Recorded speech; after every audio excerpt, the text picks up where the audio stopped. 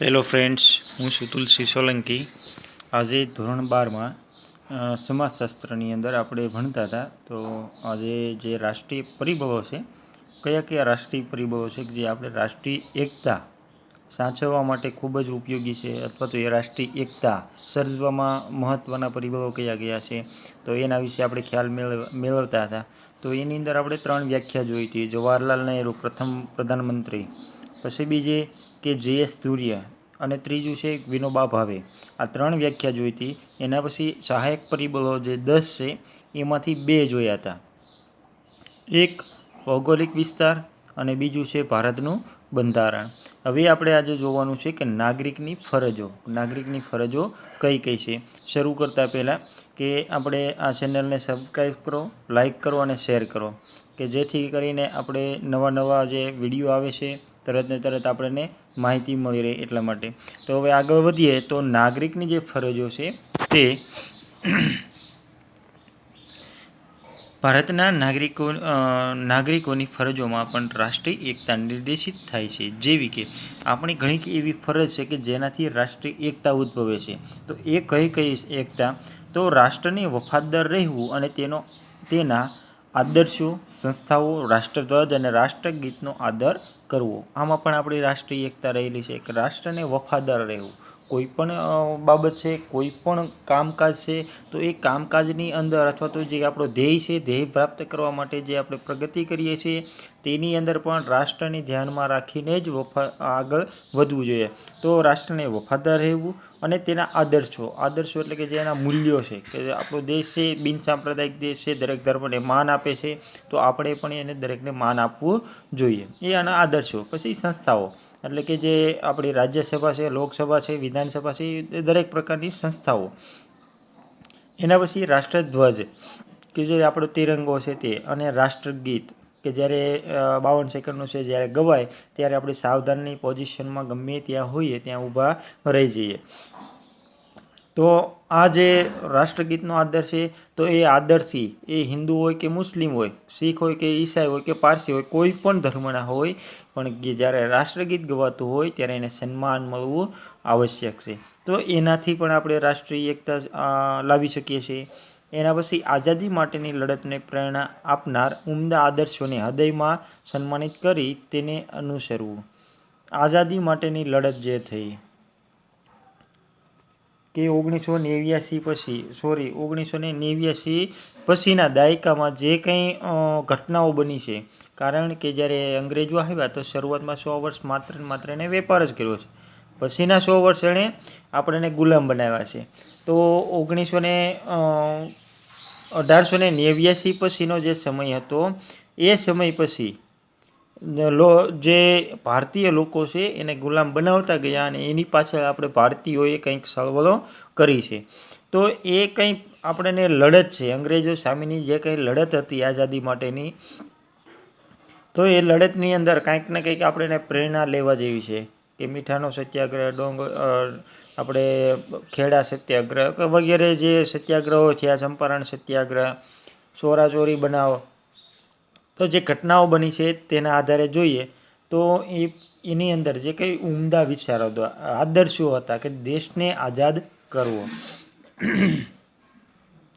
એના માટેનું એક ઉદાહરણ છે કે આઝાદ હિન્દ ફૌજ, જે આપણા નેતાજી તરીકે ઓળખીએ છીએ સુભાષચંદ્ર બોઝ, કે જે વિદેશની અંદર રહીને અથવા તો જે ભારતની અંદર એને હર હંમેશને માટે નજરકેદ કરવામાં આવેલા હતા, તે નજર ચૂક કરી અને વિદેશમાં ફરાર થઈ ગયા હતા, અને ત્યાં જઈ અને સેના ઊભી કરી, અને 30,000 સૈનિકો એ સમયે કે આજુબાજુના વિસ્તારોમાંથી રશિયા, ફ્રાન્સ, જર્મની વગેરે દેશોની સહાય લઈ અને ભારતમાં કૂચ કરી હતી, અને આઝાદ હિન્દ ફૌજની લડતમાં એણે ખૂબ જ મહત્ત્વનો ફાળો આપ્યો। એટલે કે આઝાદ હિન્દ ફૌજ જે આખી સંસ્થા હતી એ નેતાજી સુભાષચંદ્ર બોઝના નેતૃત્વ નીચે હતી।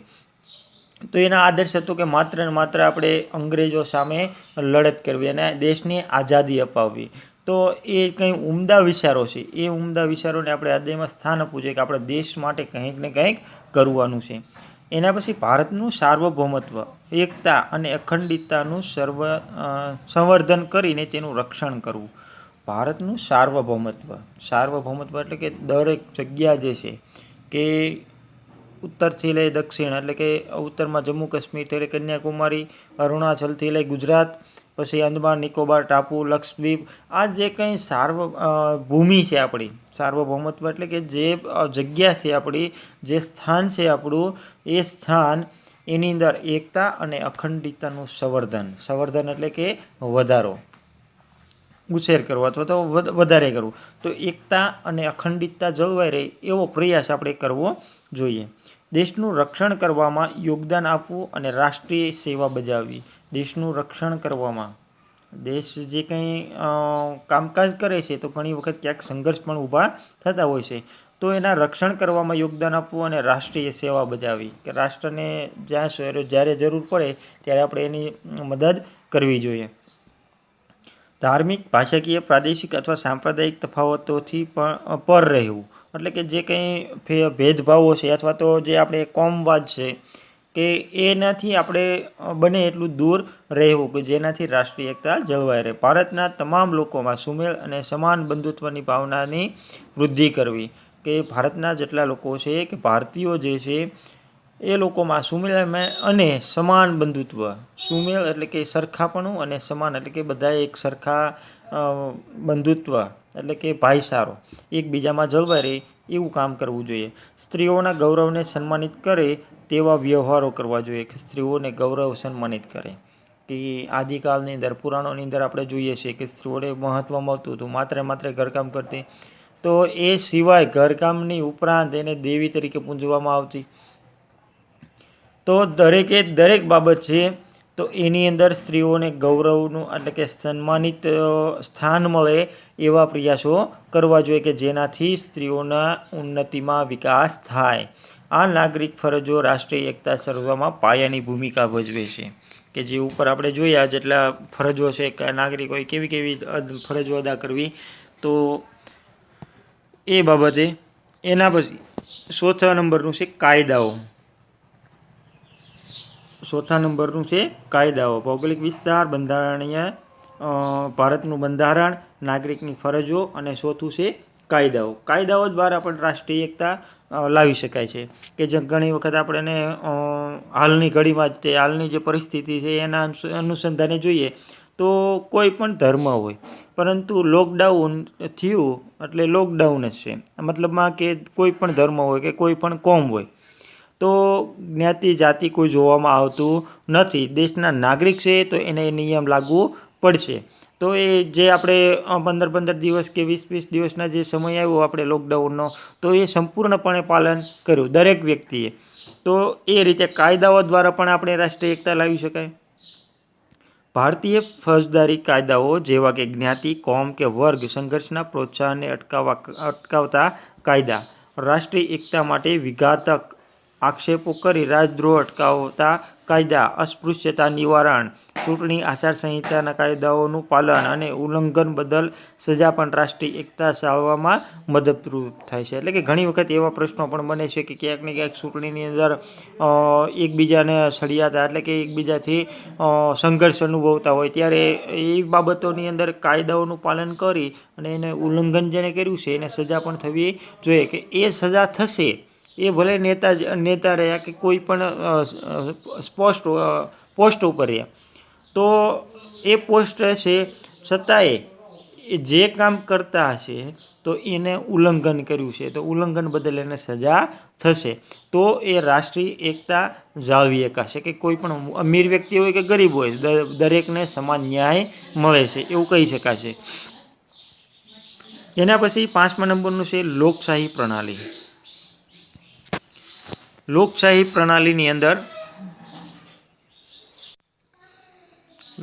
પ્રણાલીની અંદર જોઈએ કે ભારતની લોકશાહી શાસન પ્રણાલી રાષ્ટ્રીય એકતા માટે સહાયક પરિબળ છે. રાષ્ટ્રીય એકતા માટે સહાયક પરિબળ લોકશાહી શાસન પ્રણાલી.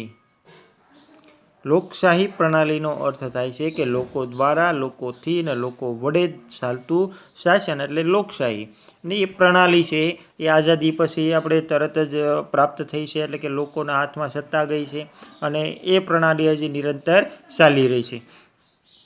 તો એ શાસન પ્રણાલી જે છે કે જ્યારે લોકો ઈચ્છે ત્યારે કોઈ પણ પદ છે એ પદનો ભ્રષ્ટ પણ કરી શકે છે, પદ ભ્રષ્ટ પણ કરી શકે છે અને કોઈ પણ નવા નિયુક્ત પણ કરી શકે છે.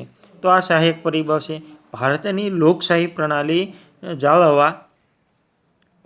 લોકશાહી જાળવવા સંસદ, વિધાનસભા જેવા ગૃહોની ચૂંટણીઓ તેમજ સ્થાનિક સ્વરાજ, પંચાયત અને નગર નિગમોની ચૂંટણીઓ યોજાય છે. કે જે આપણે અવારનવાર જે ચૂંટણીઓ 5 વર્ષે ફરજિયાત 5 વર્ષે યોજાય છે, એ ચૂંટણીઓથી આપણી સંસદ જે છે અથવા તો વિધાનસભા જે છે એની અંદર 2 ગૃહ આવે, ઉપલું ગૃહ અને નીચલું ગૃહ. સંસદની અંદર પણ ઉપલું ગૃહ અને નીચલું ગૃહ. લોકસભા અને વિધાનસભા, લોકસભા અને રાજ્યસભા, વિધાનસભાની અંદર વિધાનસભા અને વિધાન પરિષદ. તો જે ગૃહો છે એ ગૃહોની અંદર જે સંસ્થાઓ છે એટલે કે જે કામગીરી ચાલી રહી છે એની અંદર પણ, અને જે આપણી સ્થાનિક સ્વરાજ એટલે જે ગ્રામ પંચાયત, તાલુકા પંચાયત અને જિલ્લા પંચાયત, એ સ્થાનિક સ્વરાજની સંસ્થાઓ ગણાય છે. તો સ્થાનિક સ્વરાજ પંચાયત અને નગર નિગમો એટલે નગરપાલિકા અને મહાનગરપાલિકા, એની જે ચૂંટણીઓ યોજાય છે એ ક્રમબદ્ધ રીતે એટલે કે 5 વર્ષે યોજાય છે. આ ચૂંટણીઓમાં દેશના 18 વર્ષની ઉપરના કોઈપણ નાગરિકને મતદાન અધિકાર મળેલ છે. કે જે પહેલાં આપણે 21 વર્ષનો હતો. પહેલાંનો જે આઝાદી સમયે આપણે ઉંમર કેટલી હતી કે 21 વર્ષ થાય પછી જ આપણે ચૂંટણીને મતદાન કરી શકતા, પણ હાલની અંદર આપણે 18 વર્ષ, એટલે ખાસ યાદ રાખજો આ ચૂંટણીઓમાં દેશના 18 વર્ષથી ઉપરના કોઈપણ નાગરિકને મતદાનનો અધિકાર મળેલ છે. આ રીતે સમાન મળેલ મતદાન અધિકાર એ રાષ્ટ્રીય એકતા માટે અતિ આવશ્યક પરિબળ છે. કારણ કે દરેક વ્યક્તિ છે, કોઈ પણ કોમ હોય, કોઈ પણ ધર્મ હોય, કોઈ પણ જ્ઞાતિ હોય, દરેક વ્યક્તિ હોય, સ્ત્રી હોય કે પુરુષ હોય, એને આમાં મતદાન કરવાનો અધિકાર પ્રાપ્ત થઈ જાય છે. 18 વર્ષ પૂરા થાય એટલે મતદાન આપવાનો અધિકાર પ્રાપ્ત થઈ જાય છે. તો એનાથી આપણે રાષ્ટ્રીય એકતા માટે સર્જવામાં મહત્ત્વની આવશ્યક પરિબળ ગણાય છે. આ રાષ્ટ્રીય એકતાના કોમ, જાતિ, જ્ઞાતિ, ભાષા કે પ્રદેશથી પર રહીને મળે છે. આ અધિકાર જે આપણને મળે છે કે 18 વર્ષે નાગરિકત્વનો એટલે કે ભારતીય નાગરિકનો આપણને અધિકાર મળે છે, એ પણ કોઈ પણ કોમ, જાતિ, જ્ઞાતિ, ભાષા કે પ્રદેશથી પર રહીને, એટલે કે એ કોઈ બાબતોમાં માન્યા વગર આપણને અધિકાર આપવામાં આવે છે. અને આપણી જે સંસ્થાઓ છે, સ્વરાજ સંસ્થાઓ અથવા તો જે આપણી સંસદ છે, કે જે દેશની મોટી સંસ્થાઓ જે છે, લોકશાહી પ્રણાલીને કાયમ માટે ચલાવવા માટે જે સંસ્થાઓ છે, એવી સંસ્થાઓ આના માટે કામ કરે છે. એટલે કે કોમ, જાતિ, જ્ઞાતિ, ભાષા કે પ્રદેશથી પર રહીને દરેક વ્યક્તિને સમાન અધિકાર અપાવે છે. એટલે વ્યક્તિ સમાન નાગરિકત્વનો અનુભવ કરી શકે છે. સાથે કોઈપણ ચૂંટણી માટે પોતાની ઉમેદવારી નોંધાવવાનો પણ અધિકાર ધરાવે છે. એટલે કે કોઈપણ રાષ્ટ્રીય પક્ષ કે અપક્ષ દ્વારા કોઈપણ ક્ષેત્રનું નેતૃત્વ પણ કરી શકે છે. આપણે ગામની અંદર સરપંચ બનવું છે તો આપણે કોઈ ના ન પાડી શકે, ફોર્મ ભરી શકીએ છીએ 18 વર્ષથી ઉપરની ઉંમર હોય તો, નહીંતર ફોર્મ ભરી શકીએ નહીં. 18 વર્ષથી ઉપરની જો ઉંમર હોય તો આપણે એની અંદર ઉમેદવારી દર્શાવી શકીએ અને આખા ગામનું નેતૃત્વ કરી શકીએ. એ રીતે ધીરે ધીરે આપણે સ્ટેપ બાય સ્ટેપ આપણી જેમ ખ્યાતિ વધતી જતી હોય એમ લોકો આપણને ચાહવા લાગે અને આપણે ચૂંટણીમાં ઊભા રહીએ તો આપણને મત મળે અને નેતૃત્વ કરી શકીએ, મોકો પણ મળી શકે છે. તો આવી રીતે આપણે ઉમેદવારી નોંધાવીને ઊભા પણ રહી શકીએ છીએ. કોઈ પણ પક્ષ સાથે પણ જોડાઈ શકીએ છીએ અને અપક્ષ રીતે પણ આપણે રહી શકીએ છીએ.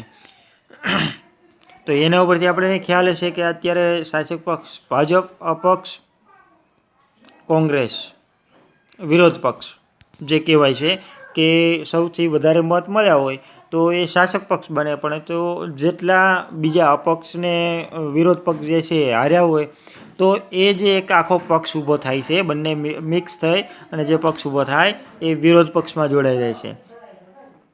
એટલે કે એની પાસે દરેક પ્રકારની માહિતી માંગતા રહે છે. એટલા માટે આ રાષ્ટ્રીય પક્ષો પણ પોતાના પક્ષમાં નેતા, કાર્યકરો કે મતદાતાઓને આકર્ષવાનો પ્રયાસ કરે છે. આ રાષ્ટ્રીય પક્ષો જે છે, અપક્ષ હોય કે પક્ષ હોય જે કંઈ, તો એ જે કંઈ પક્ષો છે, રાષ્ટ્રીય પક્ષો, એ પણ પોતાના પક્ષમાં નેતાને આકર્ષવા, કાર્યકરોને આકર્ષવા અને મતદાતાને આકર્ષવાના ઘણા પ્રયાસો કરે છે. નેતાને આકર્ષવા માટે ઘણી વખત એને પોસ્ટ પણ આપવામાં આવે છે, ઊંચી પોસ્ટ કે આ તે, તો એનાથી લલચાઈને એના તરફ કરવામાં આવતા હોય છે. તો ઘણી વખત આવું ક્યાંક બને છે. તો ઘણી વખત કાર્યકરો જે છે, એટલે કે એની નીચે જે કામ કરતા વ્યક્તિઓ છે, એ કામને જે કરે છે એના બદલામાં એને કંઈક વળતર મળે છે, અથવા તો એ કામને પ્રોત્સાહિત કરવા માટે થઈ અને વધારે લોકોને એની સાથે જોડે છે. અને મતદાતાઓ જે છે કે મતદાતાઓને ચૂંટણી આવે એટલે નાસ્તો કે આ તે જમવાનું કાઉન્ટર ખોલી આપે છે, અથવા તો લોકોની સેવા જે કંઈ કરી છે એ સેવાઓ જણાવે છે, અથવા તો સેવા કઈ કરીએ છીએ અમે એવું બતાવે છે.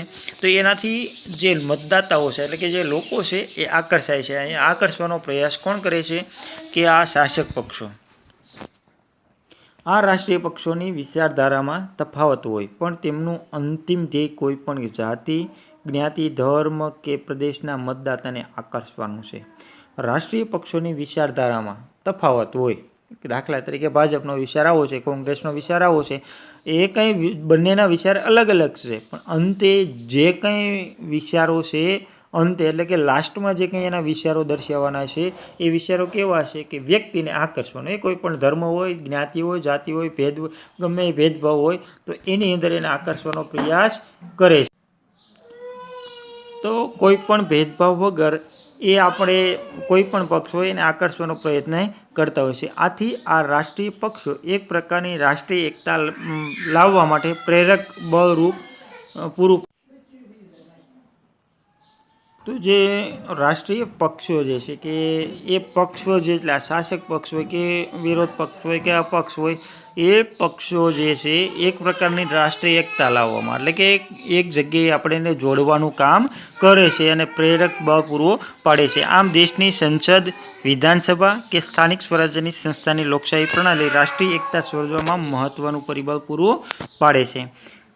આવી રીતે આપણે આ ટોપિક જોયો કે રાષ્ટ્રીય એકતા લાવવા માટે આપણે કેવા પ્રયાસો થઈ રહ્યા છે અને કેવી રીતે આપણે લાવી શકીએ. તો એમાં ભૌગોલિક, પછી બીજું છે ભારતનું બંધારણ, નાગરિકની ફરજો, કાયદાઓ અને લાસ્ટમાં લોકશાહી પ્રણાલી. તો આપણે હોમવર્કની અંદર નાગરિકની ફરજો, કાયદાઓ અને લોકશાહી પ્રણાલી જે છે, ત્રણેય મુદ્દાઓ 3-3 માર્કમાં પૂછાય છે. એટલે કે ત્રણેયના મુદ્દાઓ મિનિમમ 8 થી 10 મુદ્દાઓ થાય એવી રીતે આપણે લખવાનું હોમવર્કની અંદર છે.